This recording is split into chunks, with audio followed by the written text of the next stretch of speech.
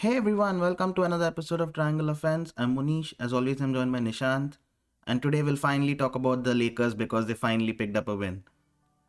The Lakers now beat the Nuggets, who were on a great streak themselves, which is kind of surprising because before this, they lost to the Sacramento Kings. They lost to Toronto Raptors.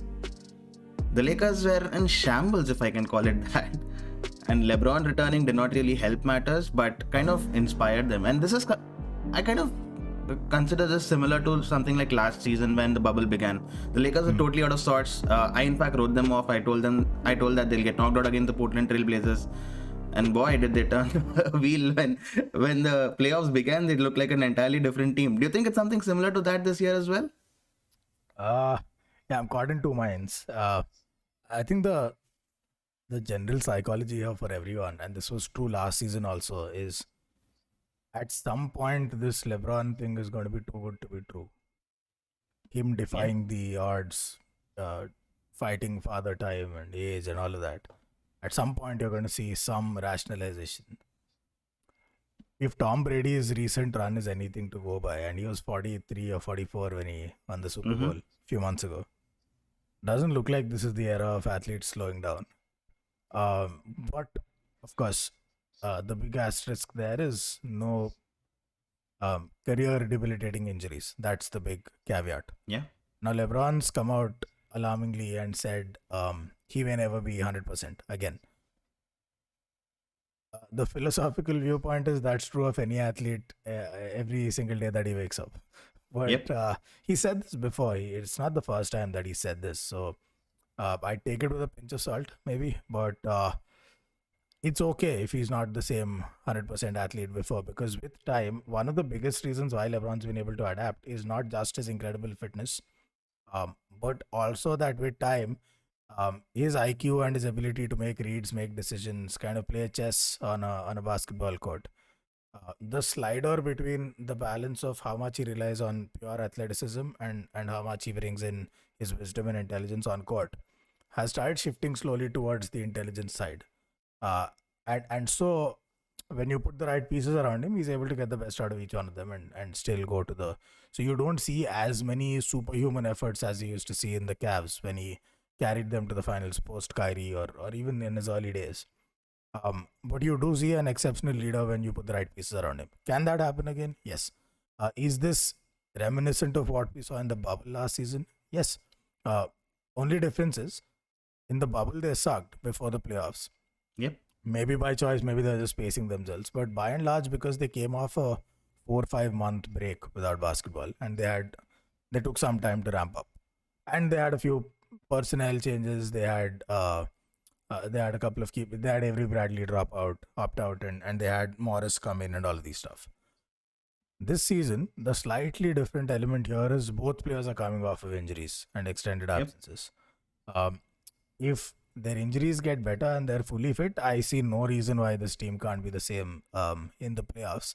Although it's going to take a lot more from Vogel, because now he has to do a lot of the personnel figuring out in the playoffs live while elimination is on hand. And that's if they get to the playoffs. Let's not forget they have a play-in series possibly coming up. So I'd be alarmed. I'd panic a bit if I was a Lakers fan. Not because I don't think these the two superstars can come back and just turn on the switch in the playoffs, but because I don't know what their fitness status is. If there's a guarantee that they'll be 100% fit in the playoffs, no panic. It's the same old Lakers, but that's the little thing that needs to be figured out over time. So this is LeBron writing the narrative before the playoffs even begin, that how we overcame injury and not being 100% fit and still leading Lakers to the title. Well, he does this every year, so I'm not really surprised. And I don't think like you said, I think I'll take that with a pinch of salt when he says that I'm not going to be 100%. I don't think he meant anything in terms of his injury being troublesome and whatnot. But I think the more worrying factor for me was AD. He really looked behind LeBron and how they looked when they returned to court, didn't they? I mean, yesterday AD showed glimpses of himself, got a 25-point, got a match-winning block as well. So probably turning that tide as well, but he really looked out of sorts, and that would be more worrisome for me than LeBron. I know that LeBron, like you said, he's a supernatural. He can turn it on whenever he wants, but not everyone is at his level. And AD really needs to get to that match fitness, get to being himself again, before the playoffs begin, because LeBron himself, I don't think is good enough to carry this team. Probably I'll be mistaken and be laughed at for saying that, because you never bet against LeBron and I just did that. But they really need AD at their peak, at his peak form and peak fitness, if they need to make a deep playoff run. Forget deep playoff run, they need to win the title. Yeah. No, for sure. And AD would be the bigger concern, not because, again, it's because he's a lot more injury prone than LeBron, and dare I say a little more fragile than LeBron fitness wise. And maybe, you know what, you're probably seeing some of that play in his mind where he's being ginger footed in his comeback. Which, if that's the approach, that's great. That's fine. I mean, take 5 more games if that's what it takes to ease yourself back in, because the intelligence is there, the ability is there. Yesterday's Nuggets game was a small glimpse of AD turning it on in phases and in bursts, and it really shows in defense. It really shows. That block was ridiculous. He was in the paint when the guy was squaring up for the shot, and he got all the way to the perimeter, got the block, got the steal off the loose ball, and then had the presence of mind to just dribble back, hold on, and let the clock run out. Which is the smartest thing he could have done, because if he passes it, the other guy's getting fouled.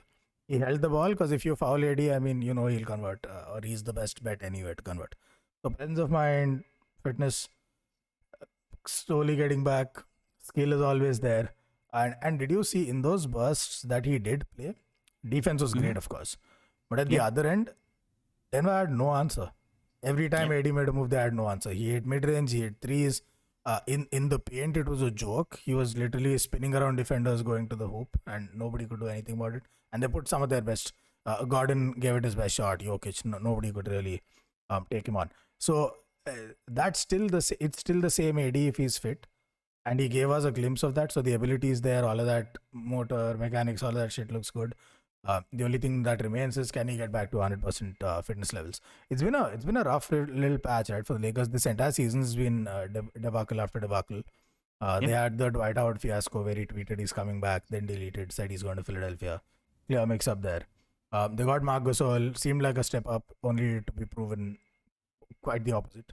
Montrezl Harrell didn't get enough opportunities in the whole Gasol and then Drummond thing. And Schroeder came in, now he's out with COVID or whatever because of the protocols. Wes Matthews couldn't quite integrate fully. Then they've added McLemore recently. Caruso's had an injury. Kuz has been in and out. It's not been the smoothest of seasons, least of all thanks to their 2 superstars being out. So this is going to be a lot more challenging. The running it back is tough enough. But for Vogel, he had 11-man rotation to begin with, which is tough enough because a bunch of them were new pieces. I mean, Gasol, Harrell, Schroeder, Wes Matthews. Add to that, they then added McLemore now, and then they added Drummond, which now it's a 13-man rotation that Vogel has to figure out and really master before the playoffs get going, or at least before the second round, if they get there.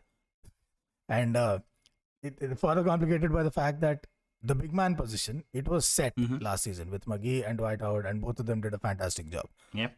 Both of them are out. You had Harrell and Gasol. Gasol was in and out of it, and then he got COVID, and then he started recovering. Now you added Drummond, and Vogel's made it clear Drummond's their number 1 choice. So now the backup minutes are going to be split between Harrell and Gasol, which is terrible for Montrezl Harrell. But Gasol offers more options when you play him. And if anything, the Drummond move seems to have inspired him to play better. So a lot of figuring out for Vogel to do. There's just one example play that I can call out where whenever Gasol's on the floor, the spacing is just so much better. Because Gasol was on the perimeter, you have to commit a defender to him because he can shoot the 3. And he did once. Jokic took like 1 step back and he launched a 3, sank it. So you got to commit a defender there. And he's a good passer. He's an above average big man passer. They whipped the ball around all the way to Kuzma at the other corner 3 spot, and it was an easy open bucket. Same again, repeat to Wes Matthews. That's something you can't do when Drummond is on the floor. If he goes to the perimeter, that's 1 defender less that the defense has to worry about. So intriguing permutations, a lot of combinations. Schroeder's out, I guess, until the playoffs. He's going to have to be eased back in. It's not easy. This will be an unreal success story if they're able to script it, and maybe LeBron's beginning the narrative right now. Mind games, maybe. One of the reasons why the Lakers actually ended up winning last season, despite LeBron, in spite of LeBron and AD being the top 2 guys, I think their third unit, which is everyone else, really stepped up during the playoffs. Rondo was amazing. KCP was unstoppable. Kuzma stepped up when needed, and then you had the centers, Dwight Howard, who really did a great job in the bubble as well, right? So that kind of Markieff Morris, Oh yeah, Caruso. just elevate. Yeah, he always gets written off. He always is the silent guy who's actually putting in all the effort, doing all the dirty work out there. So you really need your third unit, which is everyone else, to be as good as they were. Because even if you get back like 80% of KCP, I think that's great because he was unstoppable in the bubble. I remember he went off for 5 or 6 threes in a game. Schroeder, I think he can replace Rondo to an extent because he has a good head on his shoulders. He's great. Yeah. But really need the third unit for the Lakers to step up. Right now, the win yesterday took them to the 5th position above the Mavs and above the Trailblazers as well, which means they will face the Clippers as things stand right now. They beat the Nuggets yesterday. Their upcoming schedule reads like this. They play the Clippers next, then they play the Portland Trailblazers, they play Phoenix Suns, and then you end up this tough schedule by playing the New York Knicks, which is probably the easier amongst the 4 teams. But Clippers, Blazers, Suns coming up, this is like pick your opponent day because if Lakers finish 5th, 6th or 7th, these are the 3 opponents that they might face off in the first round matchup. What's your preferred pick amongst these 3? Because none of them are easy. I mean, you don't really get to play Blazers because they're near you, but it's Clippers, Suns or the Nuggets. Whom would you pick? Nuggets for sure. The Lakers really have that number. The Lakers, listen, I've said this before. The Lakers are fully fit. They fear no one in the West. I don't know if they fear anyone in the East. It doesn't seem likely, but they fear no one in the West. They really have the Nuggets number because if the Lakers are fully fit, it's the exact same thing as last season. The Nuggets do not have an answer for Anthony Davis. And as long as they don't and AD is fit, LeBron and Schroeder will keep finding him. AD will keep playing party pooper on defense. Schroeder can do the same thing. Facundo is good. I love him. He's a great competitor.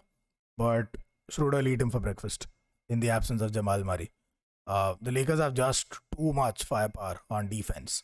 I mean, they held the Nuggets to less than 90 yesterday with like a deflated unit with hardly any first teamers. Well and truly, LeBron was out, Schroeder was out. They had a bunch of first teamers out. So, as long as the Lakers are fit, I just don't see the Nuggets getting past them. I'd say so even with Jamal Murray. Without Jamal Murray, it's going to be even more of an uphill climb. And the only way they can keep up and match the Lakers is offensively. They'd have to give Michael Porter Jr. a lot of minutes, who will get exploited at the other end. So it's decisions for Nuggets. The Clippers are too strong. It's a mouth-watering clash, but it's not one that I would wish upon the Lakers. If it comes to it, they should get past them. But if you can avoid it and be smart, why not? So not the preferred first choice. Phoenix, inexperienced, tempted, but they can sort of match up and square up against the Lakers, which I don't think the Nuggets can. Certainly not without Jamal Murray.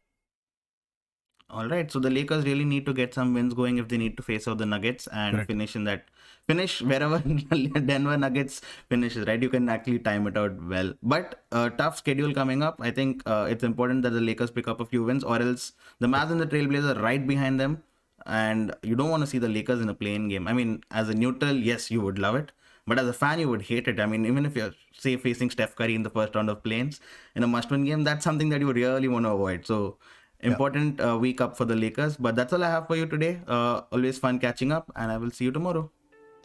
Yeah, it's bad for the league also for Lakers to be in the playing games, and imagine the Lakers get knocked out. That's going to send the TRPs low. Absolutely. Let's see. Peace. All right. Bye.